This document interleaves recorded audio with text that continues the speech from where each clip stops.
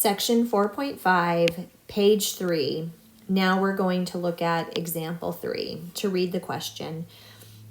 Find the area of the largest rectangle that can be inscribed in a right triangle with legs of length 3 centimeters and 8 centimeters if two sides of the rectangle lie along the edges. Okay, a lot going on.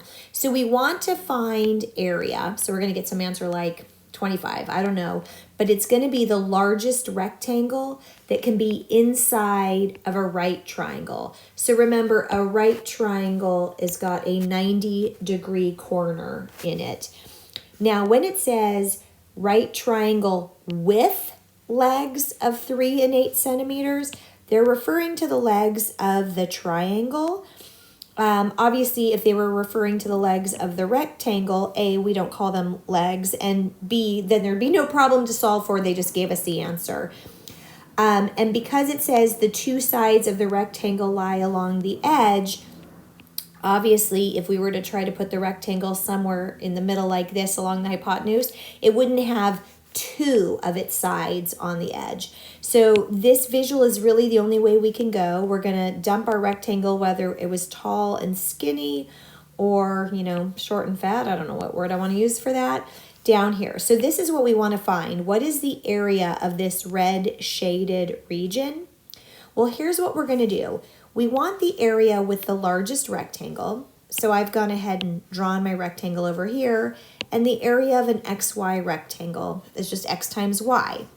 So we have the constraint that it's inside the right triangle with legs 3 and 8. So we went ahead and listed those in our picture. Now here's what ends up happening is we get to use similar triangles.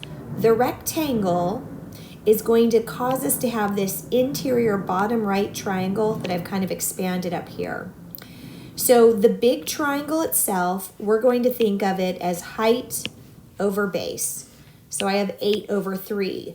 Well, all smaller triangles that are shrunk in by dragging this back left wall in are going to be proportional. They're considered similar triangles.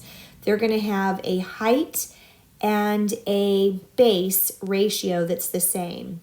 So in terms of my base, if it's 3 across the original and we're taking x out, I have 3 minus x, the remainder. But the height, I don't need to write 8 minus anything because we've determined this is the height of the rectangle. So my height is y and my base is 3 minus x. I want to get one variable alone. So I'm going to go ahead and cross multiply 3 times y and 8 times the binomial 3 minus x, distribute the 8, and now I want to solve for y, so I went ahead and divided every term by 3. 24 divided by 3 is 8, but minus 8x divided by 3, well, it doesn't really simplify, other than I could write it as a fractional value in front of x.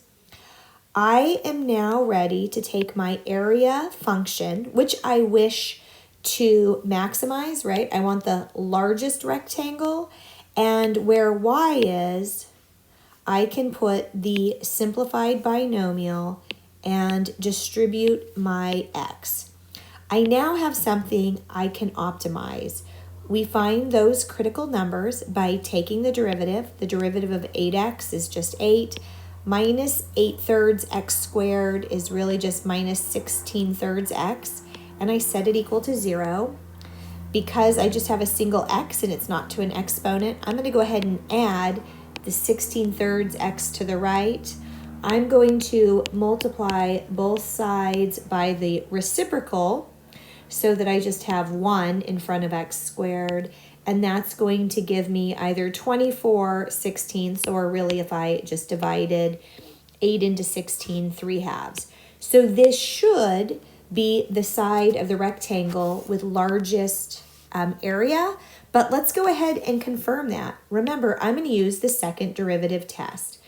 I have a first derivative of 8 minus 16/3 x. The derivative of 8 is 0. The derivative of x is 1, but I had that coefficient of negative 16/3.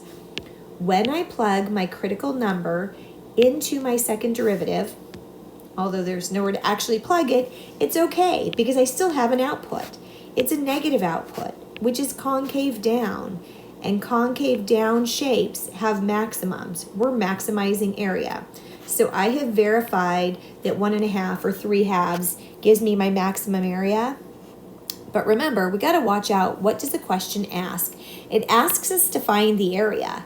It didn't ask us to find the dimensions. So we know that x equals 3/2 is going to lead to the largest rectangle. I could turn around and I could plug that in to find y. But if you remember, we actually have a formula without a y. So why not just go ahead and plug our 3/2 in for those x values and go ahead and you can actually do this math on your own and you get that the area equals 6. What are the units? Because one side is 3 centimeters and the other is also in centimeters, we're multiplying centimeters to get square centimeters. So the largest rectangle would consist of 16 square centimeters that would be inscribed in the right triangle along the edges.